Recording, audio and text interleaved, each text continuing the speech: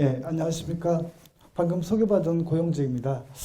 오늘 그 직원 여러분들에게 어떤 말씀을 드려야 할지 좀 고민을 하다가, 올해가 또 여러 가지로 좀 큰 사건, 사고들이 많았잖아요. 코로나19 시대고, 또 한동안 뭐 거의 상반기에는 아마 일을 못 하셨을 것 같은데, 그런 어떤 마음 생탁이랄까요? 이런 부분을 좀 생각하면서 좀 오늘 좀 가을에 어울리는 좀 그 시에 대한 얘기를 좀 드릴까 합니다. 이게 시가 이 먹고 사는데 별로 쓸모가 없는데 우리가 자기 앞에 인생을 살아가는 데 있어서는 그 상당히 쓸모가 있습니다. 그런 어떤 이야기를 드리려고 하는데요. 핵심은 뭐 제목에 나와 있는 것처럼 나는 걷는다, 내가 걷는다. 이 구절인데요. 이게 제가 참 좋아하는 이문재 시인의 시 중에서 제가 몇 년 전에 한 10년 전쯤에 이 시를 처음 접하고 너무나 좋아서 제 왼쪽 가슴에 딱 저장을 했습니다. 여러분 왼쪽 가슴에 어린이가 있습니까? 왼쪽 가슴에 시인이 있습니까? 어린이가 있고 시인이 있고 예술가가 있는 사람은 죽음은 좀 아무리 좀 다른 상황이라 하더라도 좀 다르게 좀 접근하고 다르게 좀 행동하는 것 같습니다. 그런 점을 좀 말씀드릴까 하는데요. 먼저 그 우루과이의 시인 마리오 베네디티라는 아주 제가 몹시 좋아하는 그 시인이 있는데 그분이 그 참호처럼 기쁨을 방어하라 그런 어느 시에서 우루과이의 국민 시인인데요. 그런 어떤 말씀을 한 적이 있어요. 이 기쁨이란 게 우리 삶에서 몹시 중요합니다. 이 기쁨의 어떤 그 가치, 기쁨을 예찬한 철학자가 바로 스피노자라는 철학자죠. 인간의 감정을 뭐 희로애락 이 네 가지로 보는 것이 아니라 기쁨과 슬픔으로 이렇게 두 가지로 봤는데요. 지금 우리 사회가 좀 기쁨이 넘치는 사회라고 말하기는 어려울 것 같습니다. 약간 뭔가 이렇게 슬픔의 어떤 기운이 넘치는 사회라고 할 수 있는데요.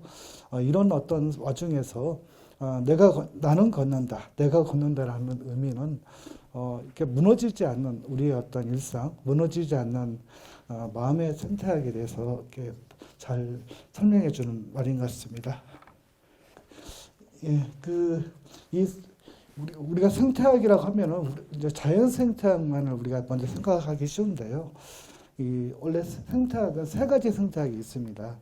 이게 89년도에 프랑스 녹색당의 이 강령을 쓴 책이 바로 철학자 이 가탈이라는 사람이 쓴 세 가지 생태학이라는 책이 있습니다. 이게 두껍지 않은 책인데요. 이 책에서 가탈이라는 철학자는 이 자연 생태학, 사회 생태학, 그 다음에 마음 생태학이라는 말을 쓰고 있습니다. 이게 뭐 잘못 표기가 됐네요. 이 자연 생태학은 우리 사회에서 좀 건강한가? 또 우리가 살고 있는 대한민국이라는 사회에 이 사회 생태학은 건강한가? 또 가장 중요한 것은 우리들 마음의 생태학은 건강한가? 이런 차원을 좀 우리가 생각해 보는 게 좀 필요하고요. 이게 적절하게 균형을 좀 맞아야 돼요. 그런데 이 자연 생태학은 우리가 코로나19 시대를 살고 있지만 결코 이 건강하다고 말씀드릴 수 없을 것 같아요. 또 이 사회 생태학 또한 마찬가지로 건강하다고 보기 어렵습니다. 뭔가 최근에 이제 재난 약자들이 계속 희생을 당하고 이 바이러스는 계급과 신분을 가리지 않지만 희생되는 사람들은 어떤 재난 약자들이 희생되는 그런 경우를 우리가 이렇게 뉴스를 통해서 보고 있죠. 그 다음에 가장 이제 중요한 게 이 마음 생태학 자체가 많이 이제 건강하지 못한 것이 좀 증명되고 있습니다. 많이 뭐 겉으로는 센 척하지만 다들 허약한 어떤 마음의 토대를 갖고 있고 그런 상태가 이렇게 일반화되어 있는 것 같고요. 뭐 어린이들뿐만 아니라 어르신에 이르기까지 이 대한민국에 살고 있는 많은 사람들의 어떤 마음 생태학이 건강하다고 말하기는 좀 어려울 것 같습니다. 이 가탈이라는 철학자는 이 책에서 저는 이 책의 가장 핵심적인 구절이 개인들은 연대함과 동시에 점점 더 다르게 되어야 한다 이런 말을 하고 있는데요. 우리 존재는 빙이지만 이렇게 휴먼 빙이라고 하죠. 이 빙이 이 비커밍의 어떤 그 관계, 되귀의 관계를 역설한 표현인데 이게 우리가 다른 존재에 대해서 공감하고 다른 존재의 어떤 그 타인의 고통에 대해서 이렇게 이해하는 그런 마음의 태도라고도 할 수 있을 것 같습니다. 저는 우리가 살아가는 하루하루의 일상이 우리가 꿈꿔왔던 어떤 이상에 또 가까워지려고 하고, 우리가 꿈꿔왔던 이상이 하루하루의 일상으로 구현되는 그 삶이야말로 최고의 경제라고 할 수 있는데, 이런 것들이 과연 우리가 살고 있는 대한민국에서 이 세 가지 선택의 적절한 균형을 이룰 수 있을까? 이런 점을 좀 생각해 보는 게 중요한 그 문제인 것 같습니다. 한국 사람들이 가장 좋아하는 시인이 누군지 아십니까? 아마 이 초중고등학교 때 문학 시간에 아마 이렇게 많이 접하셨을 것 같은데요. 이 윤동주 시인이죠. 윤동주 시인의 시에 보면 그 어려운 표현이 하나도 없어요.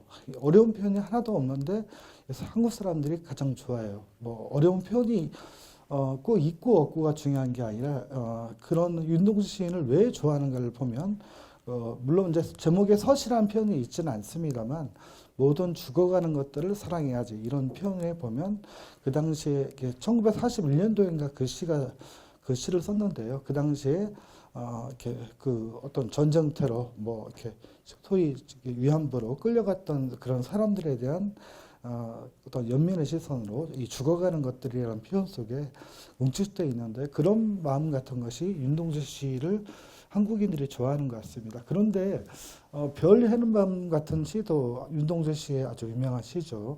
거기 보면 뭐 만주 용정 수학교에서 이제 공부했던 중국인 이국 소녀들, 뭐 패경옥 이런 학생들의 이름이 이제 거명도 되는데, 그 학생들이 누군지 다 밝혀졌죠. 최근에 국문학교의 연구에서.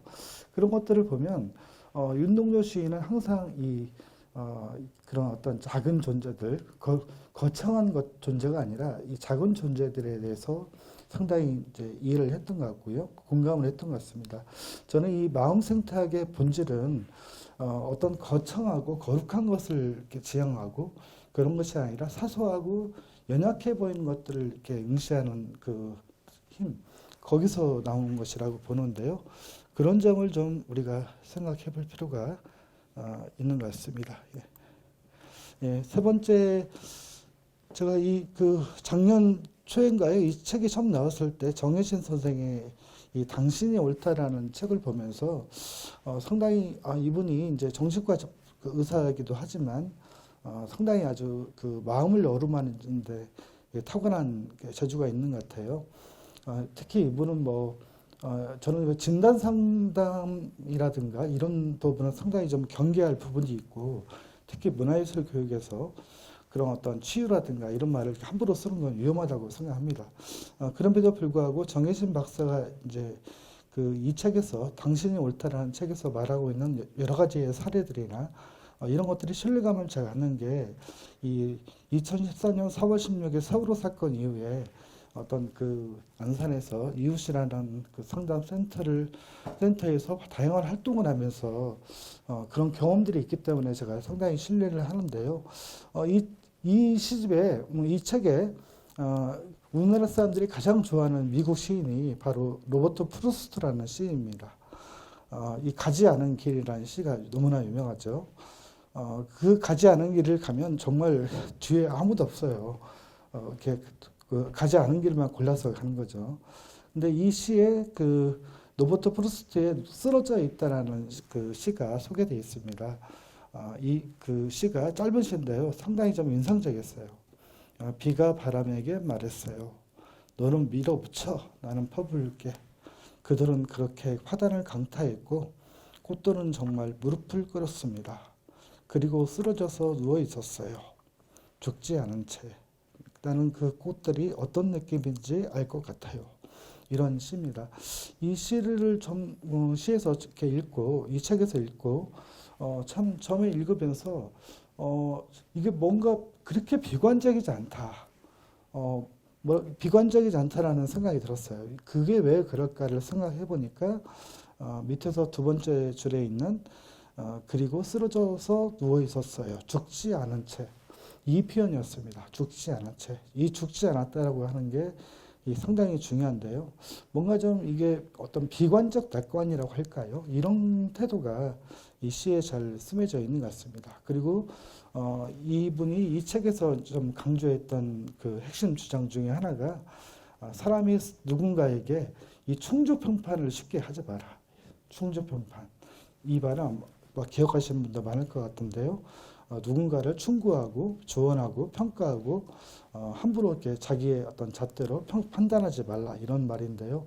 이런 것들이 사람과의 관계에서뿐만 아니라 어떤 그 저마다 개인의 어떤 그 마음 상태와 개인의 회복력이란 차원에서도 중요한 것 같습니다. 이 노부터 프루스트의 이 그 시처럼 쓰러져 있지만 죽지 않았다라고 하는 이것은 상당히 좀 우리가 지금 겪고 있는 코로나19 시대에 다시금 좀 생각해 볼 지점들이 분명히 있는 것 같습니다. 특히 이제 20대, 30대 이 젊은 여성들의 자살률이 급증을 했다는 신문 보도를 봤습니다. 이 사람들의 마음이 뭔가 이렇게 뭔가 좀 쓸쓸한 거죠. 황량하고 이 고독과 고립은 완전히 다른 개념이죠. 고독은 어딘가 혼자 있다고 할 수 있지만 이 고립은 완전히 달라요. 관계로부터 완전히 이제 떨어져 있다는 의미인데 이 고독과 고립의 어떤 그 차이를 생각하면서 자기 자신에 대해서 좀 긍지를 갖는 게 필요하지 않을까. 사람은 그 자기의 어떤 마음 생탁은 세 가지 조건을 이게 적절하게 균형을 갖출 때 그게 이제 어떤 조화를 이루게 되는데요. 첫 번째는 내가 남들을 어떻게 대하는가. 두 번째는 남들이 나를 어떻게 대하는가. 그리고 마지막으로 나는 나를 어떻게 대했는가. 이 세 가지가 적절하게 조건을 갖춰야 됩니다. 그런데 한국 사람들은 유감스럽게도 남들이 나를 어떻게 대하는가는 관심이 많은데 내가 남들을 어떻게 대하는가는 별로 관심이 없어요. 그것을 좀 잘 극복하는 게 저는 충주평판이 아닌가. 충주평판을 좀 버려라. 이런 조언은 그런 점에서 상당히 좀 유용하다고 생각하고요. 마지막으로 나는 나를 어떻게 대했는가에 대해서 우리가 좀 더 발본적으로 생각을 해볼 필요가 있는 것 같습니다. 자기에 대한 존경심을 갖는 것, 자기에 대한 긍지를 갖는 것, 이게 좀 중요한 것 같아요. 이 긍지라는 한자를 이 파자를 해보면 창자로 모자에 지금 금자에 가질 지자예요. 그 말은 지금 내가 창자를 쥐고 있다는 뜻입니다. 뭐 창자를 쥐고 있으니까 뭔가 믿는 구석이 있는 거잖아요. 옛날에 전쟁터에서는 이 칼보다 훨씬 창이 훨씬 더 이렇게 유용했어요. 이게 뭔가 길이도 길고 공격도 좋지만 수비하기도 좋은 무기가 바로 창이었습니다. 지금 여러분의 어떤 갖고 있는 창은 무엇입니까? 이게 남을 공격하기 위한 창이 아니라 자기가 좀 믿는 구석으로서의 창 같은 게 필요한데 그게 가장 핵심적인 것은 나는 나를 어떻게 대했는가. 여기서 나온 것이 아닐까 생각합니다. 제가 좀 개인적인 얘기를 좀 하겠습니다. 제가 올해 이제 어딘가에 소속되지 않고 제가 좀 자유롭게 저는 뭐 프리랜서라고 하는데 저는 남들은 저를 프리랜서라고 하는데 저는 프리댄서라고 이렇게 합니다. 자유롭게 춤추는 사람이라고 하는데요. 제가 제일 좋아하는 말이 홈 뒹굴링이란 말이에요. 이게 제가 만들어내는 말입니다. 집에서 뒹굴뒹굴 하는 거 참 좋아해요. 독일에서 활동하는 한국인 철학자 한병철이란 분이 어느 책에서 현대 문화의 특질을 이 매끄러움이라고 규정을 짓습니다. 매끄러움. 뭔가 이 매끄러움이란 표현을 다르게 좀 보면 요즘 뭐 광고에 뭐 앞으로 꽃길만 걸으세요. 뭐 이런 표현들 하잖아요. 그리고 뭐 화장품도 안티에이징 이런 화장품들 되게 많잖아요. 이런 것들이 다 이제 매끄러움, 주름을 다 펴고 매끄럽게 하고 자기 앞에 인생 길도 좀 이렇게 매끄럽게 되기를 바라는 표현들이죠. 그런데 살다 보면 뭐 아시겠지만 우리 인생이 항상 매끄럽지 않습니다. 인생이 울퉁불퉁해요. 뭐 심하게 요철이 난 차를 아스팔트 길을 운전하다 보면 막 덜컹덜컹 하잖아요. 그런 정도면 다행인데 심지어는 뭐 구덩이가 있고 뭐 수렁에 빠지기도 하고 그런 일이 수두룩합니다. 그런 것들을 보면 거기서 자기만의 어떤 이 마음의 생태학을 좀 건강하게 이렇게 건강하게 유지할 수 있는 이 어떤 하나의 어떤 닻이 필요해요. 저는 그게 어떤 그 거창한 말들이 아니라 한국인들이 윤동주 시인을 좋아하는 것처럼 작고 사소하고 연약한 말들이라고 생각합니다. 작고 사소하고 연약한 이 말들은 생각보다 엄청나게 힘이 커요. 그래서 저는 여러분들에게 이 큰 말, 거창한 말들에 속지 말라고 말씀드리고 싶어요. 근데 제가 좀 홈딩글링을 좋아하는데 이 계기가 있어요. 2006년도에 태양계에서 이 명왕성이 궤도를 좀 이상하게 도는가 봐요. 이게 320명인가 이렇게 마다 한 번씩 도는데 남들은 이렇게 도는데 얘는 좀 이렇게 도는가 봐요.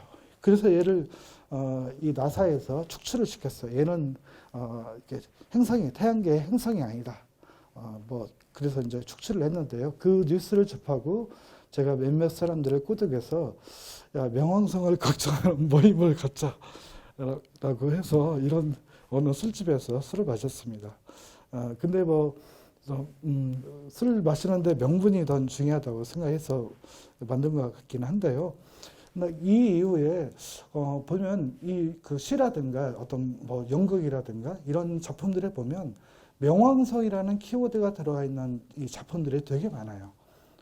시에도 그렇고 어떤 연극의 어떤 제목은 제가 기억나지 않지만 그런 것들이 꽤 많습니다. 이것은 뭐냐면 우리가 혁명이라는 말을 뜻하는 말이 영어로 이게 리볼루션이라는 말이잖아요. 이 리볼루션이라는 말은 원래 블루션이라는 말에서 나왔어요. 이 블루션이라는 말은 원래 뜻은 이게 궤도라는 뜻입니다. 이 궤도 이렇게 돌던 궤도를 다르게 돌리는 게 바로 혁명이라는 뜻입니다. 원래 물리학 용어죠. 그런 것들을 보면 우리의 어떤 궤도는 어떤지 돌아볼 필요가 있습니다. 여러분들은 아마 9 to 6의 삶을 살죠. 9시까지 출근해서 6시까지 일하고 요즘 같은 데는 거의 9시, 10시까지 일하는 게 보통 대부분일 겁니다. 그게 아마 여러분뿐만 아니라 대한민국 직장인들의 거의 보통 일상이라고 할 수 있어요. 그런 어떤 상투화된 일상, 이런 상투화된 일상에서는 다른 생각을 할 틈이 없어요. 다른 시간에 대한 어떤 염탐, 혹은 이 고민을 할 틈이 없습니다. 저는 이 시간의 어떤 행복의 본질은 자기에게 주어지는 그 시간을 어떻게 활용하느냐, 거기에 달려 있다고 생각합니다. 그래서 제가 그때 이후의 경험을 통해서 여러 가지 재밌는 생각도 하고 좀 상투적인 생각에서 좀 벗어나자. 그래서 좀 중요하게 생각했던 게 이렇게 자동사라는 말이었어요. 자동사. 영어에 보면 타동사가 있고 자동사가 있잖아요. 우리말로는 능동사라는 말이 더 정확한 표현인데 능동사보다는 자동사라는 말이 더 저는 다가왔고 이 자동사의 삶을 살자.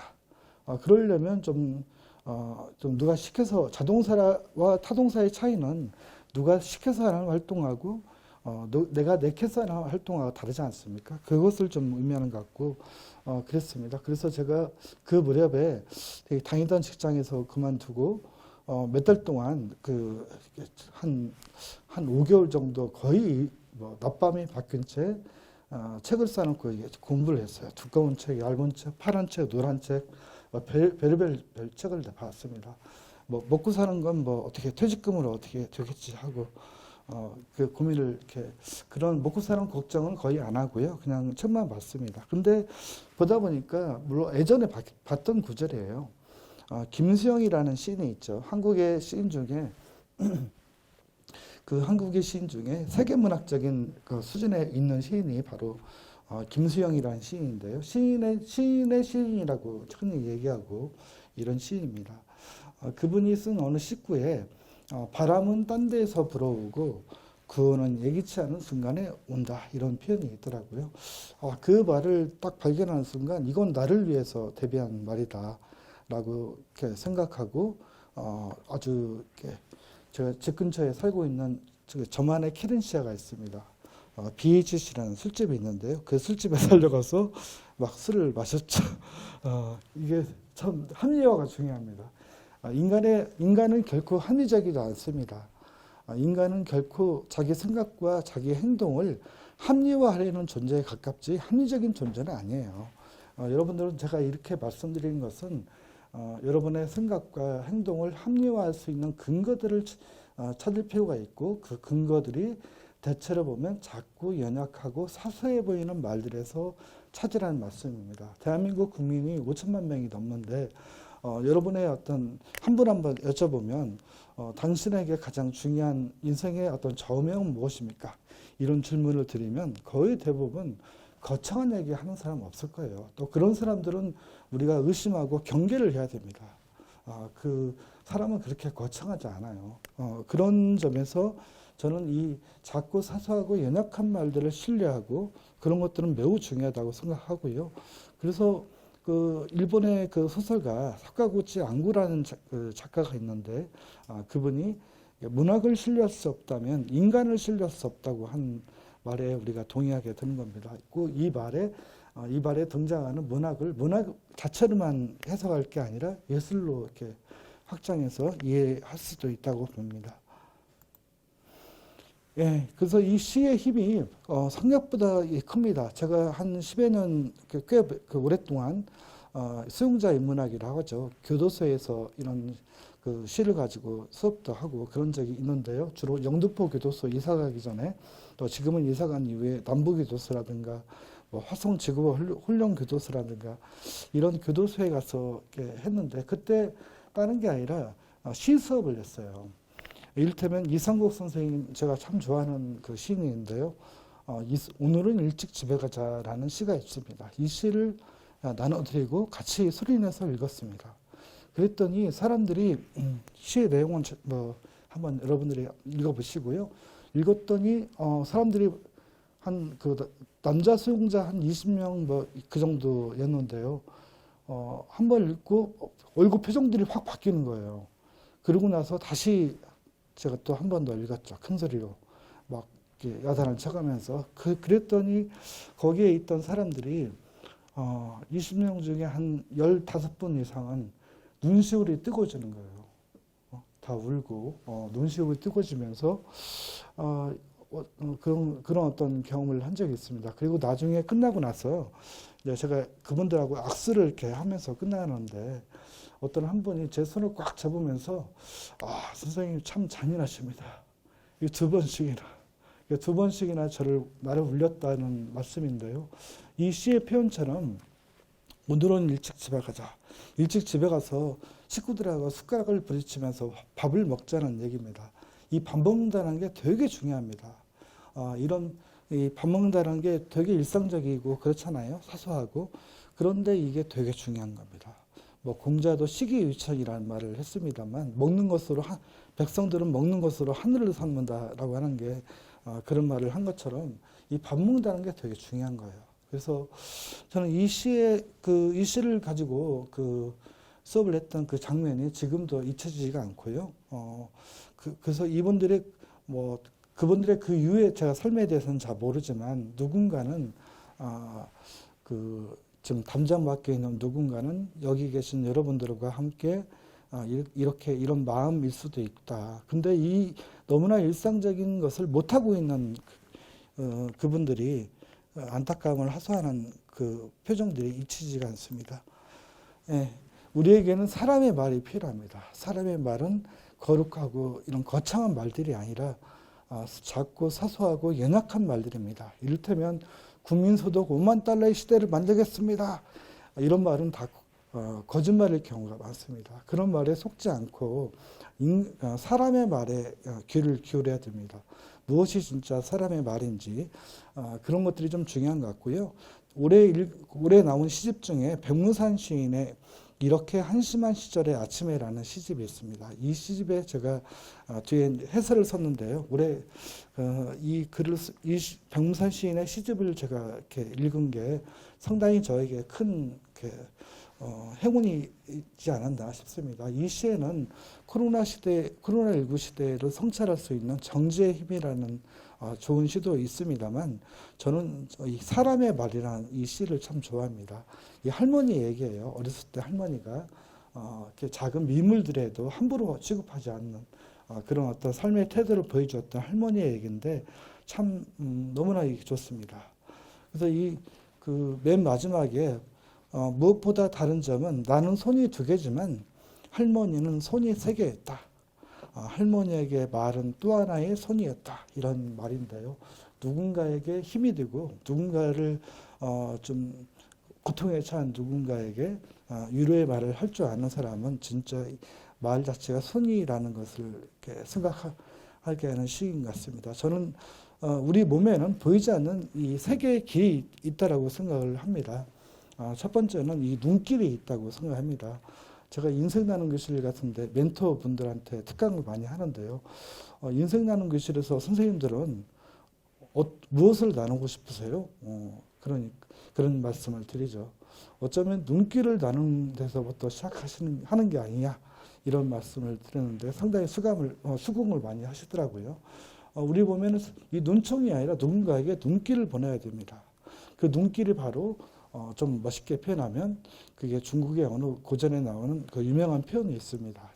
이 대인춘풍 지기추상이란 말이 있는데 다른 사람을 대할 때는 봄바람처럼 대하고 자기 자신을 대할 때는 추상같이 대하라 이런 말입니다. 그런 말들이 필요한 것 같은데요. 그런 눈길이 필요하죠. 그리고 또 하나는 누군가의 어려움에 처한 누군가의 그 옆에 서고자 하는 옆에 서고자 이렇게 발길을 재촉하는 게 있습니다. 그래서 우리 몸에 보이지 않는 또 하나의 길은 발길입니다. 그리고 마지막으로는 대충 짐작이 드시겠죠. 누군가에게 이 손을 내밀 수 있는 손길이라고 생각합니다. 이 3가지의 길을 갖춘 사람은 인간의 인간됨을 실천할 수 있는 그런 사람이라고 생각이 되고요. 그렇습니다. 이 사람은 쉽게 변하지 않습니다. 대개 14살 이전까지는 어떤 그 인격이 형성되는 나이긴 하지만 그 에릭슨 같은 이 심리학자들이 그 기록들을 보면 14살 이후에 사람이 쉽게 바뀌지 않아요. 그런데 사람은 바뀌게 돼요. 그 바뀌는 계기가 보면 거창한 것에 의해서 바뀌는 경우는 많지 않습니다. 이런 어떤 그 사소한 그런 계기에 의해서 바뀌는 거겠죠. 이런 시도 여러분 왼쪽 가슴에 품어 보시면 좋을 것 같습니다. 네, 덴마크 사람들이 제일 좋아하는 말이 휴게죠, 휴게. 그리고 왼쪽에 있는 사진이 이게 접니다. 이게 제가 이 연출한 사진은 절대 아닙니다. 절대 아니고요.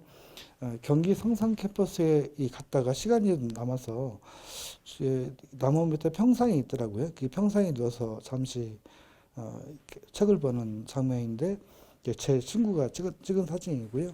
저는 이런 순간을 위해서 그 뭔가 좀 다르게 이렇게 좀 궤도를 좀 다르게 돌리기 위해서 그 제가 좀 다른 시간을 살기 위해서 직장을 나왔고 지금도 그거에 대해서는 전혀 다시 그 세계로 돌아가고 싶은 마음은 추호도 없습니다. 여튼 우리에게는 일과 사랑과 놀이가 적절하게 균형을 맞춰야 됩니다. 그런데 많은 경우에 보면 이 진흥원 그 직원 여러분뿐만 아니라 많은 경우에 보면 대한민국의 직장인들이 대체로 보면 이렇게 어떤 직장에 대한 만족도가 높지가 않습니다.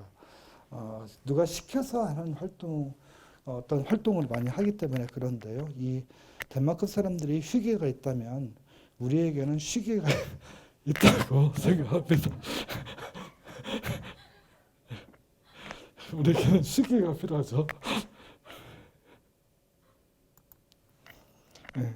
그래서 이 사회학자 김영상이라는 분이 제목이 아주 누가 김 부장을 주겠나 이런 책인데요. 주 52시간이 됐지만 이 자발적 착취를 하는 이 직장인들, 대한민국 직장인들을 분석해서 쓴 책이에요. 여기에 보면 플랫폼 노동에 대한 문제라든가 여러 가지 이제 그 어떤 문제들이 잘 다루고 있는데요. 사람들이 이게 더 많이 스스로를 이렇게 자기 개발하는 주체라고 하죠. 자기 개발하는 주체로 신자유주의 시대에 요구되는 그런 인간으로 이렇게 탄생하기를 바라고 그렇습니다. 이 책에서 좀 인상적이었던 게 19세기 아일랜드에서 그 기근이 났죠. 그래서 이 프랑스의 아일랜드 사람들의 대부분 대다수가 미국으로 이렇게 이주를 하고 그 미국 이주민의 상당수가 초창기 이주민의 상당수가 아일랜드 사람들이 많이 차지하죠. 이 사람들이 이제 그때 그 비유를 감자 이 마른병이라는 병인데요. 그 한국 사람들은 시간 마른병에 걸려 있다. 이런 표현을 쓴 게 좀 인상적이었습니다. 그리고 어느 시인이 한국인들은 푸어라는 어종이 인간 생태계를 위협하고 있다. 이런 말을 하고 있는데 각종 푸어들이 있죠. 뭐 시크타임 푸어, 뭐 헬스 푸어, 뭐 이런 푸어뿐만 아니라 뭐 하우스 푸어도 있고 각종 푸어들이 있는 것을 시인이 이렇게 신랄하게 이렇게 비유를 한 것 같습니다. 저는 그 중에서도 타임 푸어가 정말 좀 심각한 양태고 그런 점을 우리가 성찰하지 않으면 이 마음 생태학의 어떤 회복은 쉽지 않을 것이다. 이건 코로나 시대에 더더욱 더 그런 것 같아요. 전 세계적으로 외국 같은 경우 지금 영국의 어떤 제가 그 기사를 난 거 보니까 지금 뭐 가정 내에서 폭력이라든가 이런 것들이 급증하고 있고 또 여성들의 가사 노동이 그림자 노동 취급당하면서 돌봄 어떤 노동이 소외되고 또 그런 것들이 더 심해지면서 사회 문제가 되고 있다는 그런 기사도 있는데요. 여하튼 간에 이런 것들이 다 연결되어 있는 것 같습니다. 그래서 어떻게 그 생존이 아니라 어떻게 생활로 넘어갈 것인지 이런 논의들이 한국 사회에서도 필요하고 그런 것 같습니다. 예. 이 영국의 레가툼 연구소라는 곳에서 매년 그 이맘때쯤 그 레가툼 번영지수라는 걸 이렇게 조사를 하는데요. 한국은 상당히 좀 거의 꼴찌 수준에 가깝습니다. 한국은 교육이라든가 보건, 생활 환경, 뭐 이런 경제질 같은 부분에서는 상위 랭크가 되어 있지만 뭐 사회자본 같은 항목에서는 거의 꼴찌 수준에 가깝습니다. 그 공동체 항목이 그렇죠. 거의 꼴찌 수준입니다. 이 한국 사람들이 이것을 보면 뭐 응답하라 시리즈 드라마 아시죠? 응답하라 시리즈 드라마 97년부터 시작하지 않습니까? 그게 IMF라고 하는 큰 어떤 그 사건이 있던 해였죠. 다시는 그 시대로 돌아가기 쉽지 않은 그런 어떤 한국인들의 어떤 그 마음 같은 것을 그 드라마가 보였다고 할 수 있는데요. 그런 양상들이 보이면서 각자 도생이 철저하게 내면하고 이 각자 도생을 추구한 나머지 우리는 진짜 이 각자 고생하고 있는 것은 아닌지 고민할 필요가 있는 것 같습니다. 아주 초라한 경제동물이 돼버렸어요. 건물은 높아졌지만 과연 우리의 인격이 높아졌는지 생각해 볼 필요가 있는 것 같고요. 예, 그래서 한국 사람들이 가장 좋아하는 그 한 글자짜리 단어가 저는 이 네 가지라고 생각이 듭니다. 집, 땅, 차, 돈 여기에 몰빵하고 이것이 길이요 진리요 빛이라고 생각하는 이런 마음의 문화와 마음의 습관을 견고하게 형성하고 있죠. 그게 코로나19 시대에도 부동산 불패 시장은 깨지지 않고 있고 그런 것들이 좀 우리가 살고 있는 시대에 사회생태학을 이루고 있는 것 같습니다. 이런 것을 보면 그래서 이 남들처럼에 덧쳐서 쉽게 빠져나오기 쉽지 않고 하던 대로의 관행에서 쉽게 빠져나오기 어려운 이 관행들이 있는 것 같습니다. 그러나 저는 이 누군가를 위하여라는 말 사는 것이 아니라 자기의 어떤 내발적인 에너지에 의해서 사는 것 이런 어떤 그 노력들이 필요하고 그게 어쩌면 이 자동사의 삶과 무관하지 않겠다 이런 생각을 합니다. 저는 이 코로나 시대에 좀 우리는 서로의 환경이다라는 그 어떤 문구에 대해서 생각을 할 필요가 있는 것 같습니다. 지금의 대한민국을 만든 것은 우리가 서로 만든 겁니다. 지금의 어떤 교육정원의 어떤 그 모습을 만든 것도 여러분들이 만든 겁니다. 우리는 서로의 환경이기 때문에 직장 내에서 서로가 서로를 격려하고 서로가 서로를 지지할 수 있는 그런 조직 문화를 만드는 것도 여러분들의 몫이고요. 그런 것들이 우리가 사는 일터가 일터이지만 또 이게 또 산터이기도 하잖아요. 일터를 더 건강하게 만들고 하나의 또 산터로 만드는 것이 아닌가 이런 생각이 듭니다. 그런 점을 좀 어떻게 찾아갈 건지 거창한 활동을 하는 게 아니라 소소한 활동들을 해 나가는 게 필요한데요. 이 코로나 시대에 제가 이제 이 방콕을 하면서 좀 책을 좀 추천해 달라고 제가 이제 시사인에서 이렇게 의뢰를 받고 고민을 하다가 이 대목을 제가 인용해서 제 글을 쓴 적이 있습니다. 도스토옙스키의 이 카라마조프 시인의 행적들을 제가 꽤 오래전에 읽었는데요.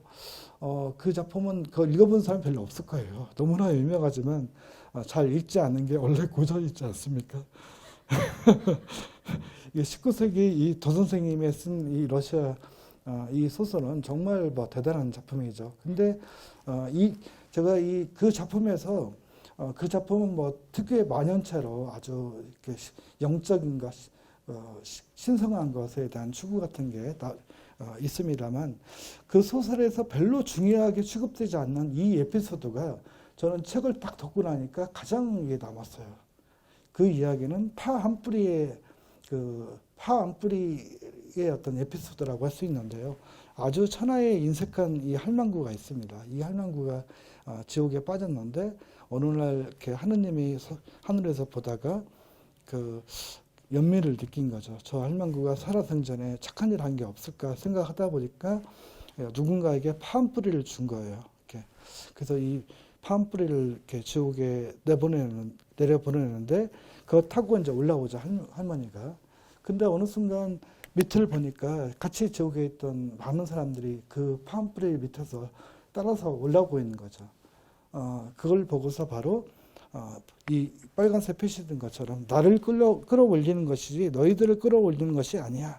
이건 내 파지 너희들의 파가 아니야 하고 발로 막 이렇게 못 오게 하는 거죠. 뭐 장하준 선생님 표현대로라면 사다리 걷어차기를 하고 있는 거죠. 이런 어떤 조직 문화, 이런 어떤 그 세계적인 질서가 지금 뭐 다 있죠. 이런 것들에 대한 얘기는 결국 도스토옙스키라는 작가가 근대 문명의 어떤 속성에 대해서 예리하게 쓴 거라고 생각합니다. 근대 문명의 본질이 어쩌면 이 탐욕에 있는 것이 아닌가, 이런 통찰을 보여준 것이죠. 저는 이 대목이 좀 인상적이었고요. 그래서 앞에 좀 얘기를 좀 정리해보면 저는 여러분들이 좀 시인이 됐으면 좋겠어요. 시인은 원래 우리는 다 누구나 태어날 때부터 시인이 되잖아요. 그러니까 시인으로 태어나고 예술가로 태어납니다. 내 안에 왼쪽 가슴에 있는 시인이 있는지 없는지 존재 자체가 희미해져 버리는데 그 시인을 끄집어낼 수 있는 그런 것들이 필요하고 그래서 저는 힐링을 좀 권하고 싶습니다. 저는 이 힐링이란 말이 참 듣기 불편해요. 힐링이란 말이 이렇게 어떤 사회적 힐링이라면 모를까? 아주 상투적으로 이렇게 남발되는 힐링이란 말들은 너무나 불편하고 별로 이렇게 사는데 하던 대로의 어떤 관성에 젖어 있는 그 단어가 아닌가 생각이 들어서 힐링이란 말로 좀 생각해서 좀 우리가 고민할 필요가 있다. 이 밀란 쿤데라라는 시인이 소설가이기도 하죠. 시인이 된다는 것이라는 시를 썼는데 희망의 끝까지, 행동의 끝까지, 열정의 끝까지, 절망의 끝까지 가보는 것을 의미한다라고 시인을 규정하고 있습니다. 한번 뭐 그 정도는 아니더라도 뭔가 끝장을 본다는 그런 의미는 상당히 의미심장한 것 같고요. 그런 어떤 시간이 고민하는 시간이 고민하는 힘이 살아가는 힘이 될 것이라고 저는 믿어 의심치 않습니다. 그 점을 우리는 좀 잃어버린 것이 아닌가. 좀 고독을 잃어버린 시간 같은 것을 우리가 살고 있는 것은 아닌가 생각해 볼 필요가 있는 것 같습니다.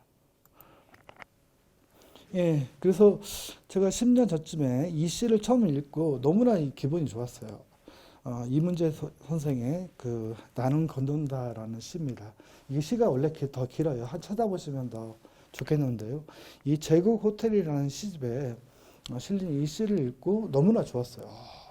너무나 기뻐서 제가 목동역 1번 출구에 있는 나만의 키렌시아 BHC에 달려가서 술을 마셨습니다.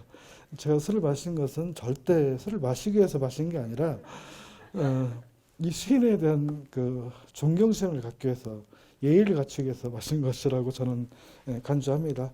근데 시의 후반부에 이런 말이 나와요. 나는 걷는다. 뭐 젖은 신발 벗어 해에게 보여주지 않는다. 이렇게 나오고요. 이 빨간색 표시가 좀 인상적인 표현인 것 같습니다. 한번 소리내서 읽어볼게요. 국가는 걷지 않는다. 기업은 걷지 않는다. 경제는 걷지 않는다. 문명은 걷지 않는다. 인류는 걷지 않는다. 나는 걷는다. 내가 걷는다. 이 메시지를 읽었을 때 너무나 임팩트가 강했어요. 실제로 우리가 살고 있는 사회의 어떤 질서는 이 시에 나오는 표현처럼 국가도 걷지 않고 기업도 걷지 않고 경전도 걷지 않고 문명도 걷지 않고 인류도 걷지 않습니다. 올림픽 구의 슬로건이 더더더 아닙니까?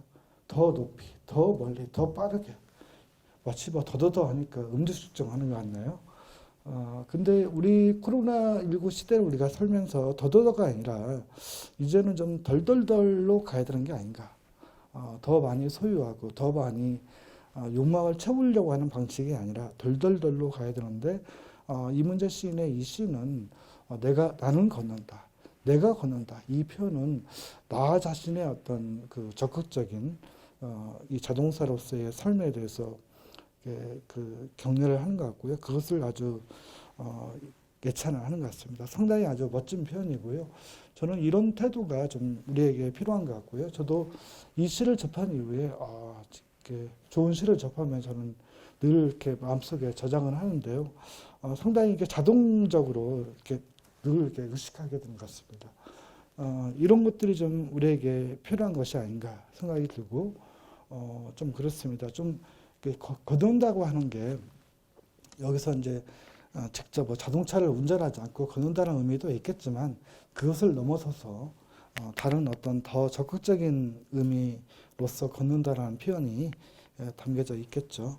그 점을 좀 생각해 보시면 이 국가도 기업도 뭔가 종교도 걷지 않는 시대에 내가 걷는다, 나는 걷는다라고 하는 게 어떤 의미인지 생각해 보시면 좋을 것 같습니다. 이 나는과 내가라는 표현이 이게 변주가 되는데 이 표현의 차이는 뉘앙스 차이인데 엄청나게 큽니다. 소설가 김훈서 선생이 칼의 노래라는 작품을 썼죠. 그 칼의 노래라는 작품을 처음 쓸 때 맨 처음에 쓴 것은 이제 첫 문장이 버려진 섬마다 꽃은 피었다라고 썼어요. 근데 이 표현을 쓰고 나서 제가 어떤 분한테 들었더니 김훈서 선생이 한 일주일 정도를 술만 먹었대요. 뭐 경기 창작선택에서 그 작품을 쓰셨는데 술만 먹으면서 바로 이 조사 하나를 바꿨어요. 그래서 버려진 섬마다 꽃은 피었다라고 썼던 첫 문장을 버려진 섬마다 꽃이 피었다라고 썼습니다. 이게 이제 바꿨어요. 이게 주격 조사를 바꾼 거죠. 이게 바꾸면서 칼의 노래가 순식간에 이제 글이 풀렸다고 하는데요. 이 조사의 차이에 대해서도 생각을 해보면 나는 걷는다, 내가 걷는다. 이 말은 굉장히 울림이 큰 말이라고 할 수 있습니다. 여러분들은 다 배운 사람들 아닙니까? 특히 시를 배우신 분들 아닙니까? 이 시의 어떤 이런 뉘앙스를 해석하고 뉘앙스를 이런 이해하는 사람은 좀 다른 삶에 대해서 어떤 지향이 있고 다른 삶을 살고자 하는 또 그리고 우리가 사는 사회가 좀 다른 사회가 되기를 바라는 그런 마음이 있는 것으로 이해가 됩니다. 예, 그래서 좀 정리를 하자면 제가 참 좋아하는 그 철학자인데요. 이반 일리치라는 철학자가 누가 나를 쓸모없게 만드는가라는 이 책도 뭐 두껍지 않은 책인데요. 결국 중요한 것은 자본주의적 의미의 교양 가치가 아니라 내 안에 본래적으로 있는 사용 가치에 대해서 우리가 생각을 해봐야 된다. 이런 주장하고 통하는 것 같습니다. 최근에 이 코로나 시대에 해외여행을 가지 못하는 사람들이 이제 많아서 제가 어젠가 이 제주도 갔다 왔는데요. 아침 시간에 비행기를 탔는데 공항에 사람들이 엄청 많아요. 뭔가 이렇게 검색대를 통과하는데 꽤 시간이 걸리더라고요. 아침 시간인데도 불구하고. 그것을 보면 뭐 그 마음은 제가 모르지 않습니다만 좀 우리가 하던 대로의 감성에도 좀 벗어날 필요는 있는 게 아닌가 이런 생각이 들고요. 행복이라고 하는 것은 결코 비행기를 타고 가야만 꼭 만날 수 있는 것은 아닙니다. 내가 살고 있는 가까운 데서 이 온기를 느끼면서 인기척을 느끼는 활동들이 더 행복에 가까울 수 있다는 점을 생각해 볼 필요가 있고요. 이 자동사의 의미가 그 일리치가 이제 이런 책들을 많이 썼습니다만 이 교통이라는 명사 대신에 내가 걷다라고 하는 자동사로 바뀌는 게 중요하고요. 의료라는 말 대신에 내 안에 어떤 회복력을 통해서 내가 낫다라고 하는 자동사로 전환하는 것. 그 다음에 교육이란 말 대신에 내가 배우다라는 말이 이제 통하는 것이라고도 할 수 있습니다. 이 책을 한번 직원 여러분들 한번 사서 꼭 이게 두껍지 않은 책이니까요. 한번 사서 좀 읽어보시면 좋을 것 같습니다. 저도 이 이반 일치라는 철학자의 이름을 제가 안 것은 얼마 전에 작고하신 노서평론의 김종철 선생님 통해서 제가 알게 됐는데요.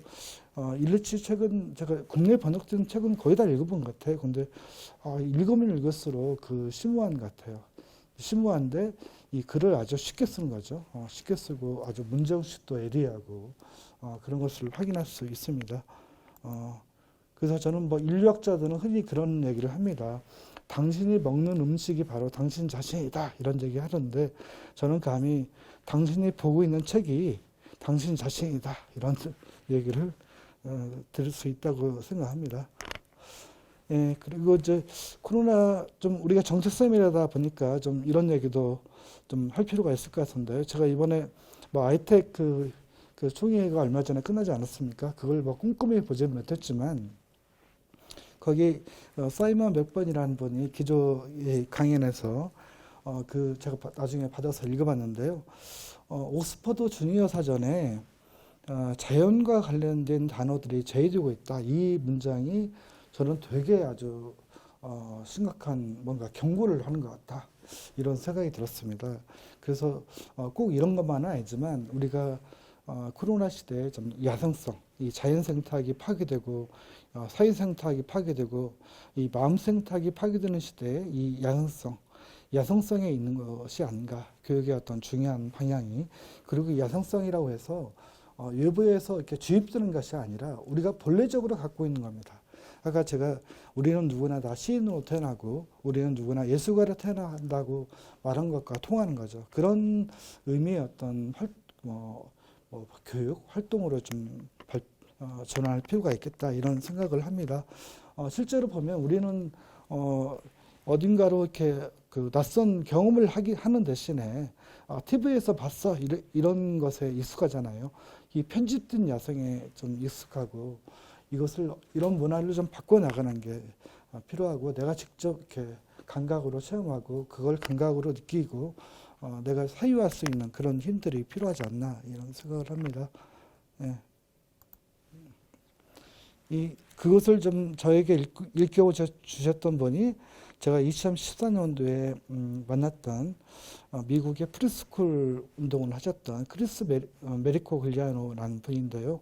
이분이 쓴 길들여지는 아이들 같은 책을 제가 최근에 다시 한번 읽어봤거든요. 이 책을 읽어보니까 코로나19 시대에 이 야성성의 문제가 굉장히 중요한 문제고 지금 이렇게 편집된 야성으로만 우리가 뭔가를 자연을 대하는 그런 아이들, 청소년들을 보면 거의 나무 자체의 아름다움을 보고 나무 자체의 아름다움을 봐야 되는 것이 아니라 보는 것이 아니라 저 나무 자르면 판자 10개 나오겠는데 이렇게 보는 아이들을 우리가 기르고 있는 것은 아닌가 하는 그 자각 같은 게 생기고요.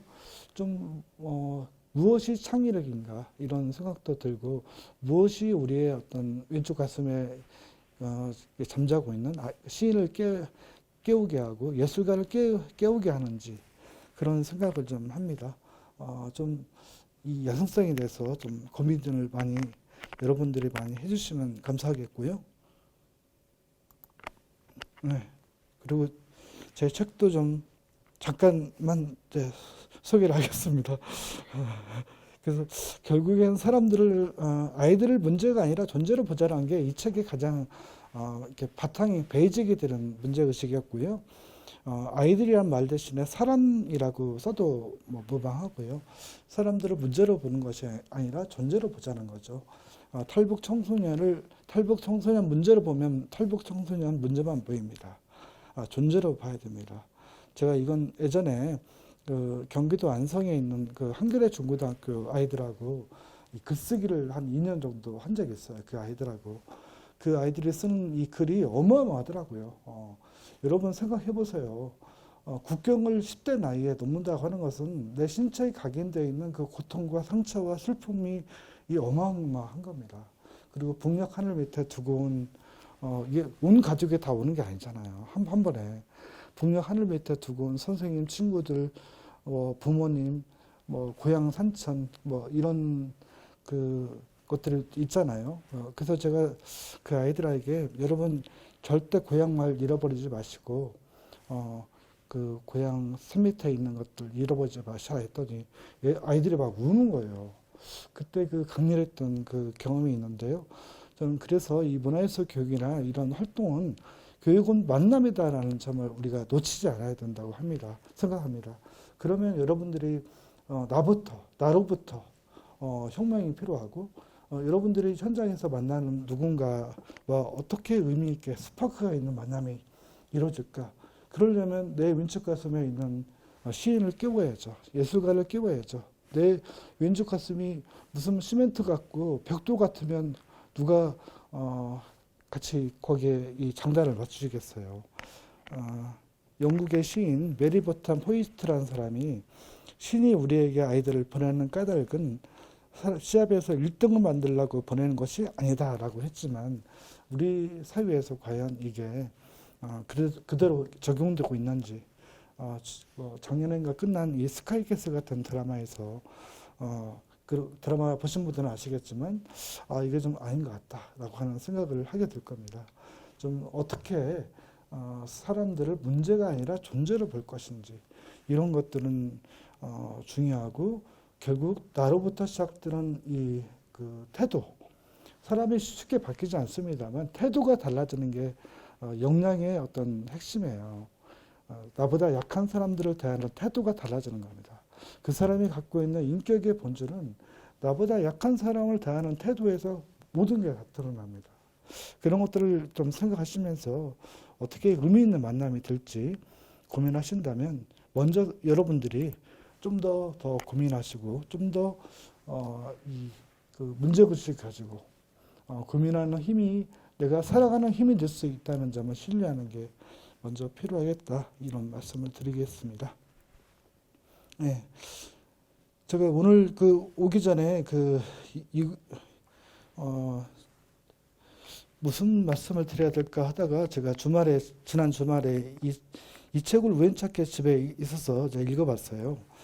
지금 이 100살이 되신 분이에요. 이분이 일본의 100살이 되신 정신과 의사 사카시 사치에라는 분이 균형 잡힌 마음이 중요하다 이런 말씀을 하셨는데 이 책에서 얇은 책인데요. 이 책에서 제일 저에게 좀 가슴에 와닿았던 표현이 바로 화한시라는 표현입니다.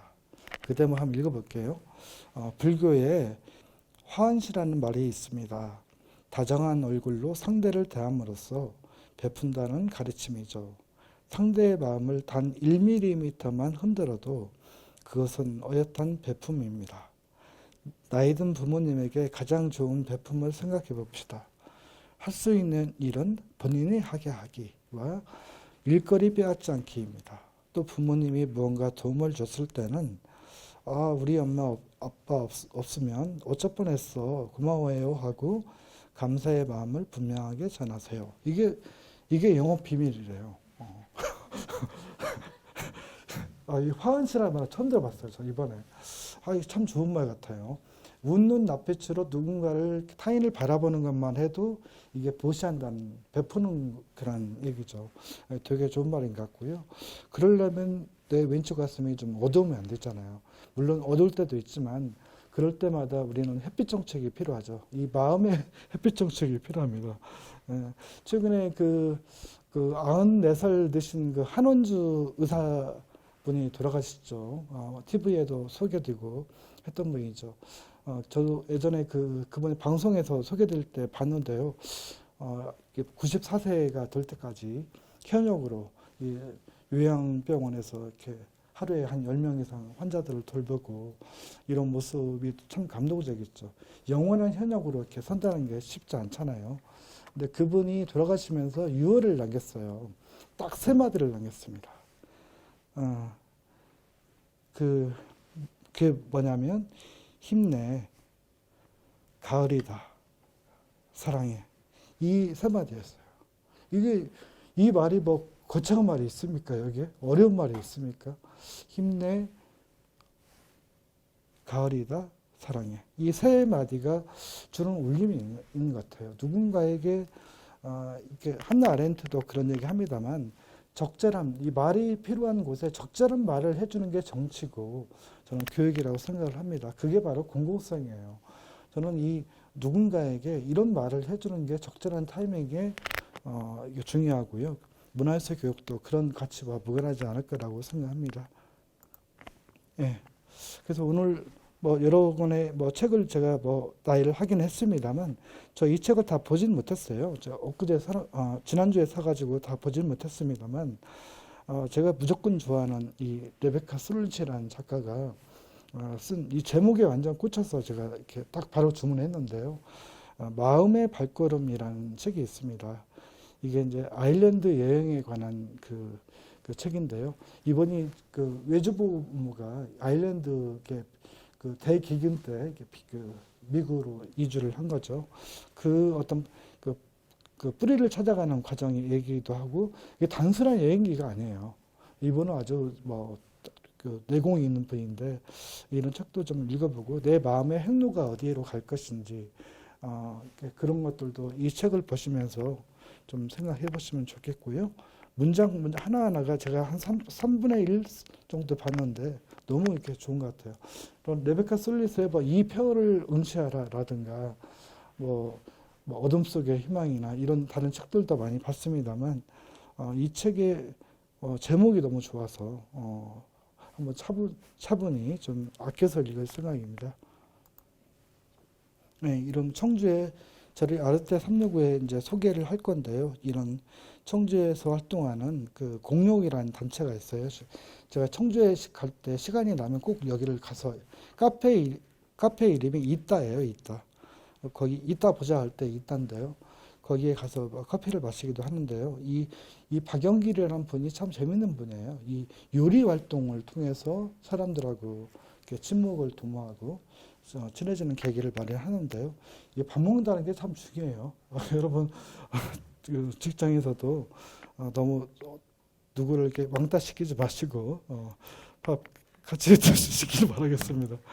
예, 좀 개인적인 사진인데요. 이 사진이 좀 제가 김종철 선생님하고 지난 14년 동안 2달에 한 번씩 녹수평론이 발간이 되면 이제 바로 그 발간 이후에 같이 밥을 먹었던 김밥 모임 이름의 모임이었어요. 이게 마지막 사진이 되고 말았는데 올해 2월에 인사동에서 찍은 사진입니다.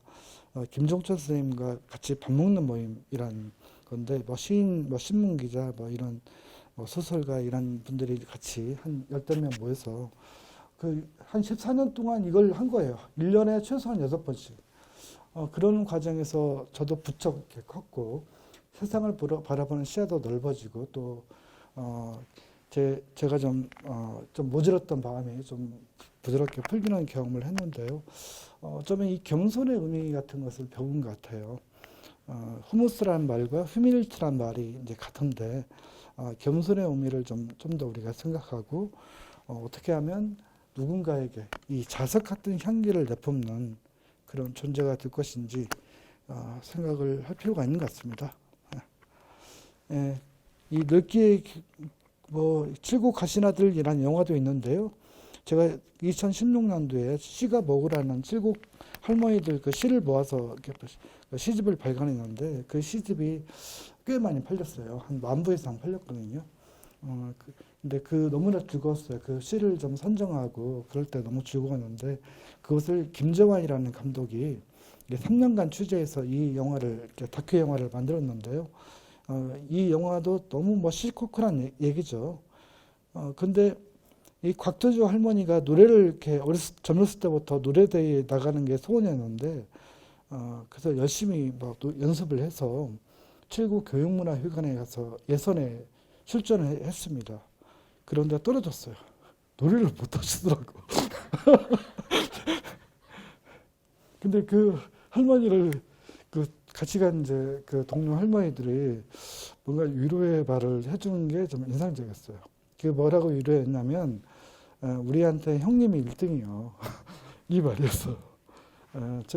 이런 사소한 말들을 해줄 줄 아는 게 좀 필요한 것 같고요.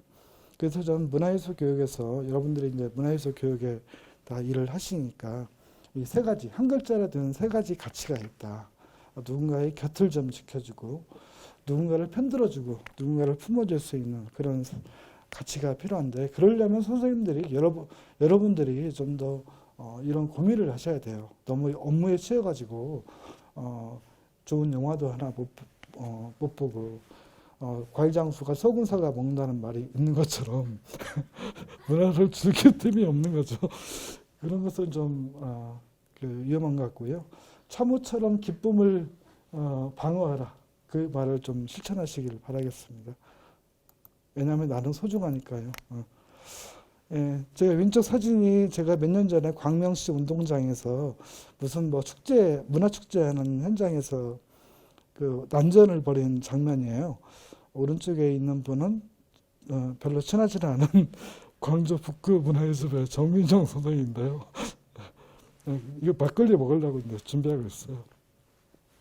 이런 것들을 좀 일상적으로 좀 교류하고 우리 안에 견고하게 형성되어 있는 개인의 리듬을 바꾸고 우리 조직의 리듬을 바꿔가는 것, 이런 것들이 좀 중요한 것 같아요.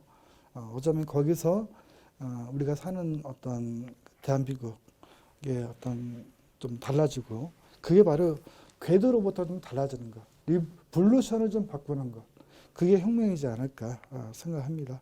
저는 이 리듬이란 말에 좀 많이 꽂혀 있는데요. 그 리듬이 바로 앞서 이제 가타레가 얘기한 것처럼 자연생태학과 사회생태학과 이 마음생태학이 적절한 균형을 이루는 것과 크게 무관하지 않다, 이런 생각이 듭니다. 여하튼 재미를 위한 혁명을 해야 되지 않겠습니까? 예, 오늘 뭐 길에 대한 얘기로 했기 때문에 길에 대한 얘기로 좀 마무리하겠습니다. 나는 걷는다, 내가 걷는다라고 하는 말에 담겨져 있는 그 시의 의미를 더 생각하시면서, 원래 길이라고 하는 것은 없었다고 했죠. 이 루신의 이 고향에 나오는 이 그 마지막 장면인데요. 이 장면은 너무나 유명한 장면이죠. 나는 생각했다. 희망이란 것은 본래 있다고도 할 수 없고 없다고도 할 수 없다. 그것은 마치 땅 위의 길과 같은 것이다. 사실 땅 위에는 본래 길이 없었다. 걸어가는 사람이 많아지면서 곧 길이 된 것이다. 이 이야기는 어쩌면 이문재 시인이 나는 걷는다, 내가 걷는다라고 하는 말과 이어지는 것 같습니다. 자기 앞에 인생 길을 어떻게 걸 것인지 고민하고 좀 하루하루 이렇게 꾸준히 걷는 게 필요한 것 같습니다. 우리에게는 그게 좀 힘인 것 같습니다. 그런 점이 바로 무너지지 않는 나를 만드는 것 같습니다. 예, 감사합니다.